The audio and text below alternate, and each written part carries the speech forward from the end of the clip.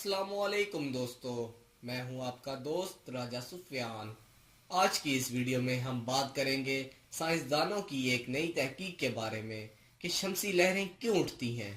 सूरज की सतह से सोलर फ्लेयर्स अमूमन खुद ही उठते हैं या फिर इनके हमरा प्लाज्मा की भी ताकतवर लहरें होती हैं।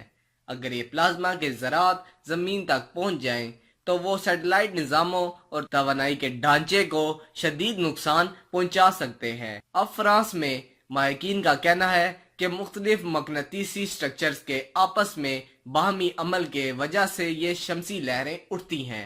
आम इस्लाम में कहा जाता है कि ये शमसी लहरें सूरज के मकनातीसी फ्लड में शदीद रद्दोबदल के नताइज में उठती हैं, लेकिन अगर इस अमल को गहराई से देखा जाए तो सूरज के मकनातीसी फ्लड में दो किस्म के स्ट्रक्चर्स होते हैं, जिनमें से एक रस्सी नुमा और एक पिंजरा नुमा होता है। रस्सी नुमा मकनातीसी स्ट्रक्चर्स पिंजरा नुमा स्ट्रक्चर्स के अंदर जकड़े होते हैं, और अगर ये पिंजरा मजबूत हो तो बेहतर रहता है, और अगर कमजोर हो तो रस्सी के रद्दो बदल को सह नहीं सकता और शमसी लहरें उठ खड़ी होती हैं। माहिकीन को ये मालूमात 24 अक्टूबर 2014 को उठने वाली एक शमसी लहर पर गौर करके मिली है, जो कि चंद घंटों में ही वजूद में आई थी। शमसी लहरें सूरज की बाहरी तरीन सतह कोरोना में वजूद में आते हैं। कोरोना सूरज की सतह से हैरान कुन तौर पर ज्यादा दर्जे हरारत पर होती है,